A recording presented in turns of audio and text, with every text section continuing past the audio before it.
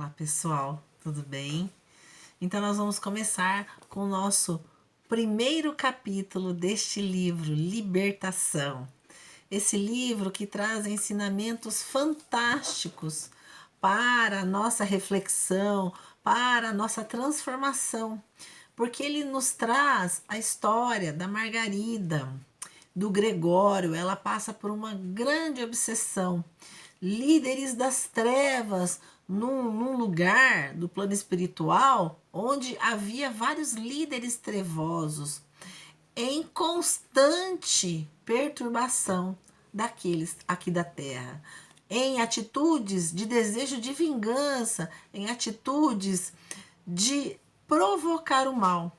E neste livro nós vamos perceber a ação do bem, a ação da espiritualidade amiga, que envolve cada um dos integrantes, não coagindo-os, não em atitudes de retirar flagrantemente, mas em atitudes do bem, envolvendo-os com a amorosidade, envolvendo-os, despertando as suas consciências no bem, transformando, demovendo-os do mal, transformando-os as suas condutas.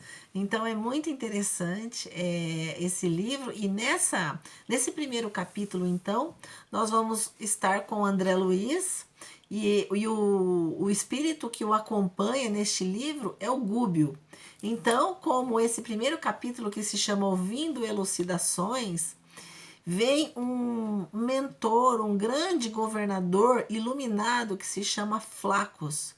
E ele vem dar uma mensagem para que eles se iniciem nesse trabalho para a descoberta de novos horizontes, de mundos diferentes, onde havia o domínio das trevas, envolvendo cada um de nós, habitantes da Terra.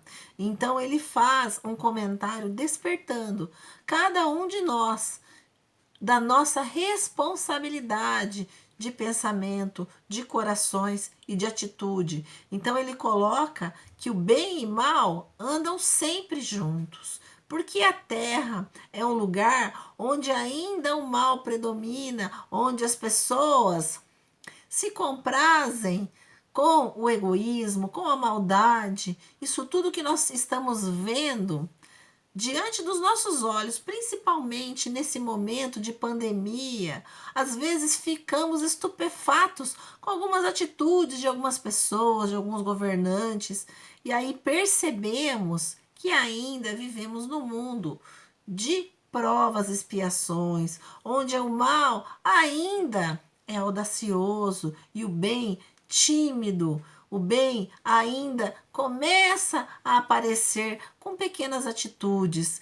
E esse governador Flacos, então ele coloca para nós que o planeta Terra é tão pequeno, tão ínfimo diante do universo, diante da eternidade, que é como se comparássemos uma laranja ao Himalaia, tão pequeno, que no planeta Terra, que todas as criaturas caminham para o bem, movidas por energia, movidas pelo amor, que o homem ainda estava descobrindo energias atômicas, energias dos nêutrons, mas que para o espírito imortal essas energias são definitivas para muitas atitudes que auxiliam no progresso da humanidade.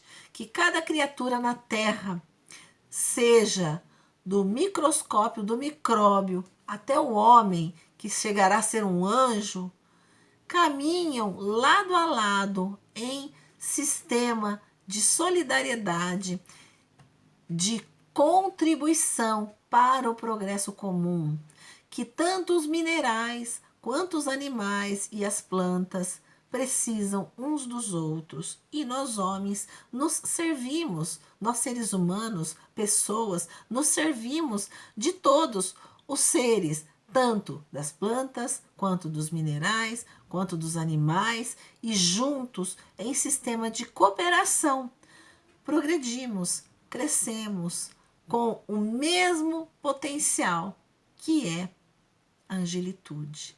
Todos nós, criaturas de Deus, temos um objetivo: a perfeição. Mas para que essa perfeição chegue, necessitamos da dor, do sofrimento. Muitas vezes ele coloca que a injustiça é a justiça de Deus. Aquela injustiça aparente para nós é a forma de correção que o Pai se utiliza para cada um de nós, para a reflexão, para a manutenção da nossa caminhada, da nossa descoberta, da nossa trajetória de aprendizes do amor.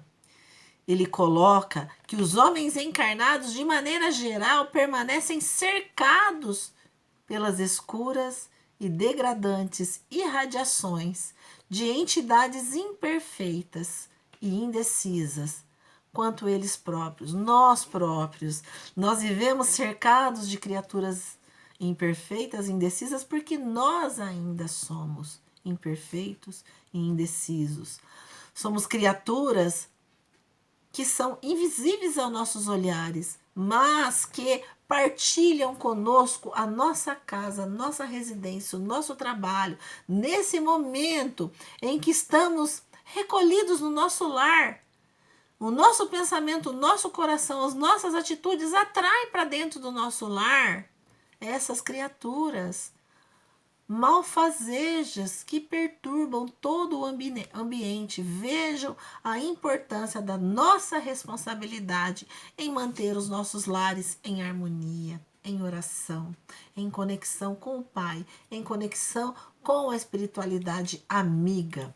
Em razão disso, o planeta, por enquanto, diz esse governador Flaccus, ainda não passa de vasto crivo de aprimoramento, ao qual somente os indivíduos excepcionalmente aperfeiçoados pelo próprio esforço conseguem escapar na direção das esferas sublimes. Então ele coloca a importância do nosso esforço, da nossa conduta, mais do que o conhecimento, do que o estudo, ou das palestras ou da fala, mas da vivência no amor, da vivência cristã. E ele coloca mais: o sacrifício do mestre representou o fermento divino levedando toda a massa, e por isso que Jesus, acima de tudo, é o doador da sublimação, o mestre que veio testemunhar o seu amor por nós. Para a vida imperecível, absteve-se de manejar as paixões da vida.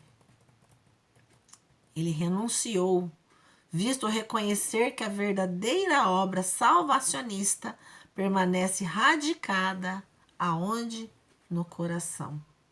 E distanciou-se dos decretos políticos, não obstante referenciá-los. Ele sempre respeitou, mas ele ficou distante da política, por não ignorar que o serviço do reino celeste não depende de compromissos exteriores, mas do individualismo afeiçoado à boa vontade de crescer e ao espírito de renúncia em benefício aos semelhantes.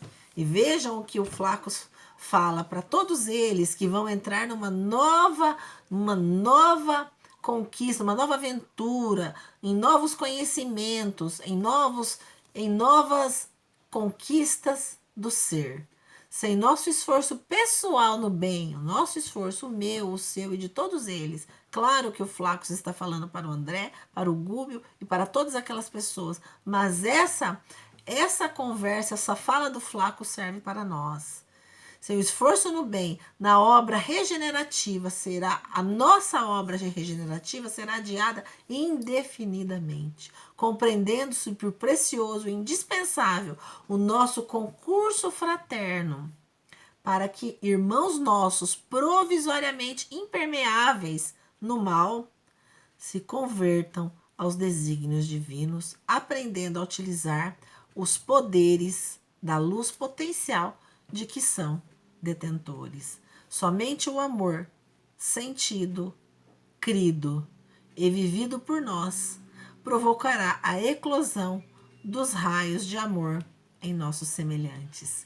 Então ele termina essa sua fala com essas palavras para nossa reflexão. Então, essa semana teremos o segundo capítulo. Vamos ler juntos, vamos comentar juntos, vamos juntos aprender. Que Jesus nos abençoe.